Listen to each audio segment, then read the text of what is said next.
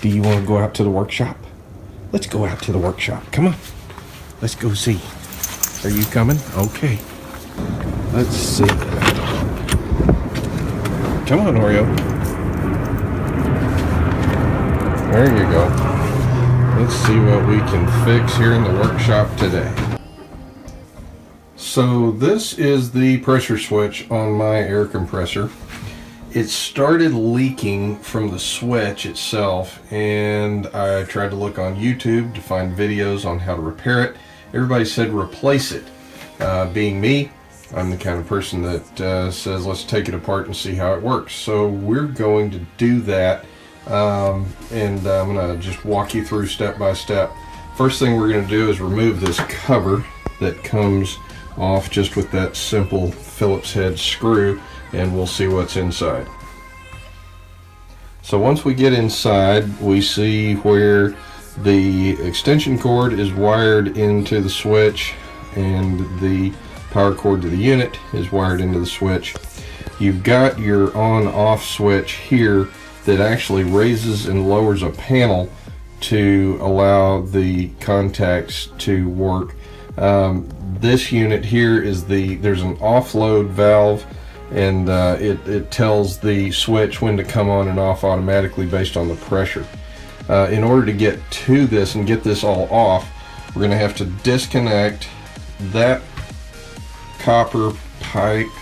We're going to have to disconnect this rubber hose, which these are all compression fittings, and then what we're going to have to do is actually remove the compressor and just move it out of the way, because this whole piece just unscrews right here. So we're going to unscrew the whole piece and take it off once we get the compressor removed. I've flipped the unit up on end. You can see there's 4 bolts that hold the compressor on there. We are going to take our Metabo impact driver, remove each one of those in order to make sure that we can move the compressor.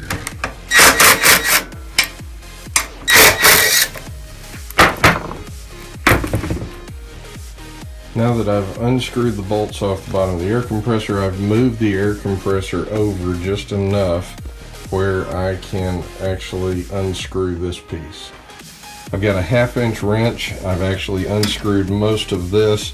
I'm actually going to remove that piece completely off the unit so I don't bend the copper.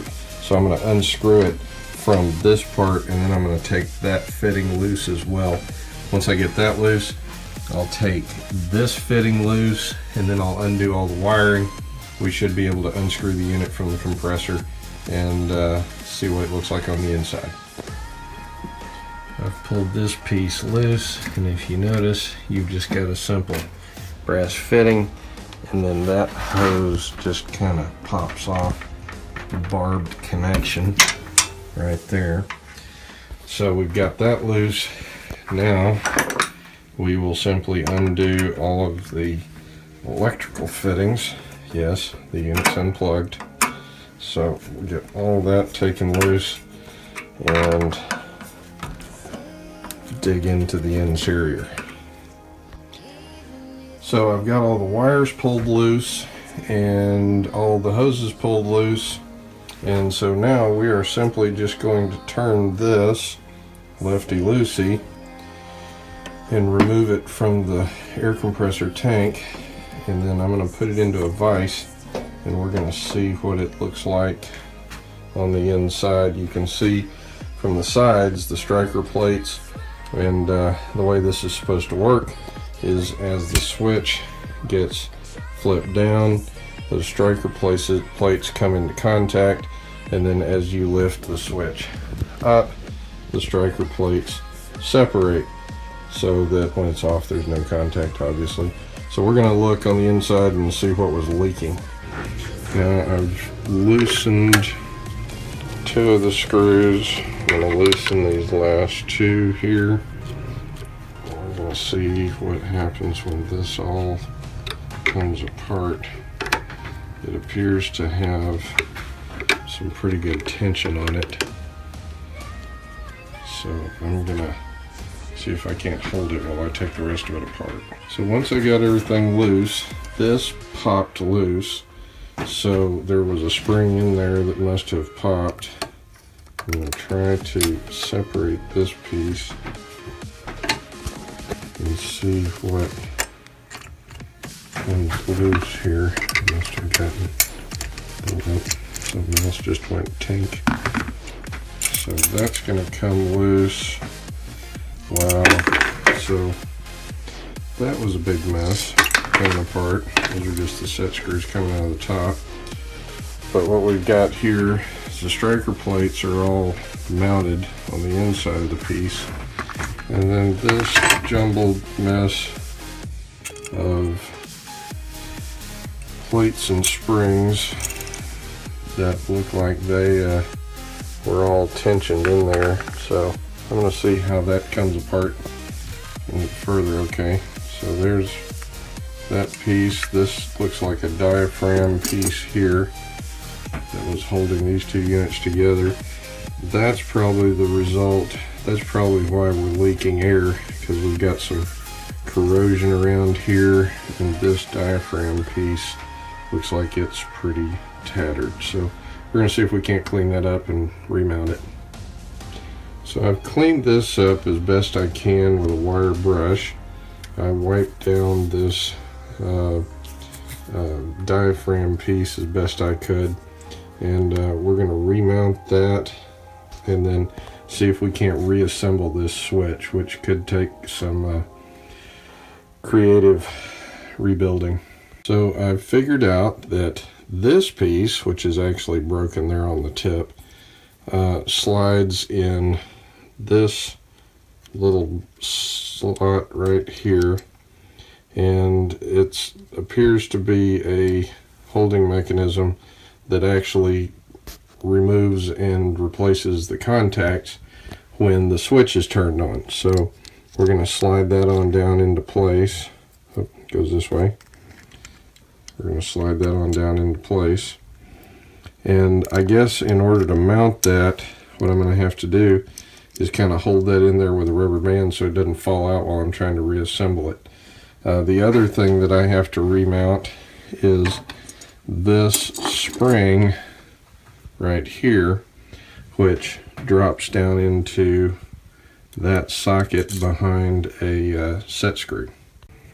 Well, the set screw fell out, so this is the set screw that drops here into that socket, and it's got a slotted piece, and then the spring goes in behind it.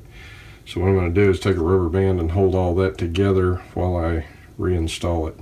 So what I've done here is I have put a rubber band around the top of the unit because that piece won't be covered up, and then I put another rubber band around the spring and just looped it around the top of the unit so it'll hold those pieces together so that when I flip it over and put it back together they won't fall out. So we'll see how that works. I've figured out that this piece is the activator piece for that diaphragm that goes in the bottom in between the brass fitting and the bottom plate of the switch.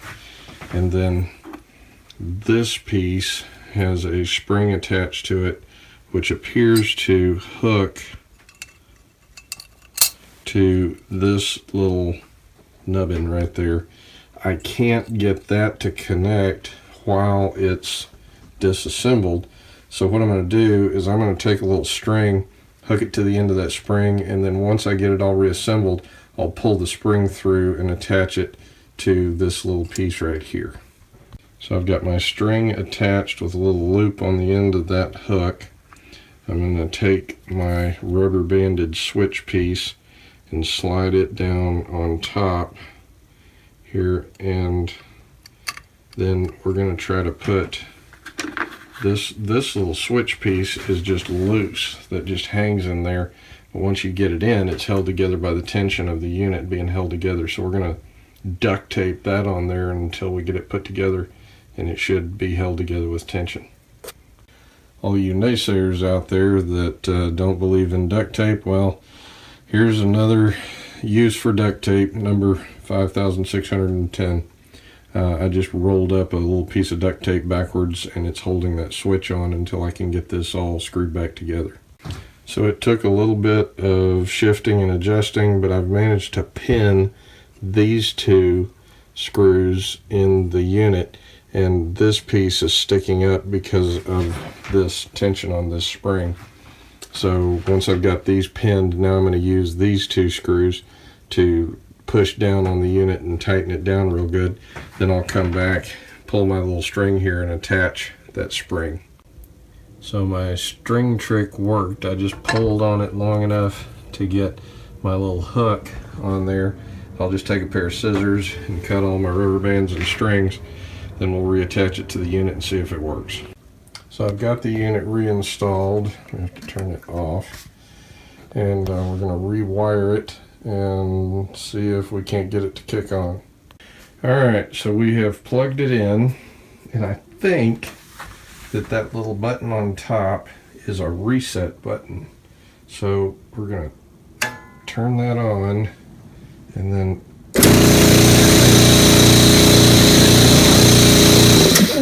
that turned it off. So we have reassembled it, and it does not appear to be leaking. So if all else fails and you don't want to pay the $30 for the replacement switch, you can try this little trick. Well, we managed to get it fixed. I did break a few things on the way. I have to replace some of the copper tubing because I bent some of the pieces the wrong way, and I got to swap out some compression fittings. But all things being equal, I think we did a pretty good job. Again, if you like this, subscribe. I'm going to start a YouTube channel with the Big Blue Workshop, so look for other cool stuff.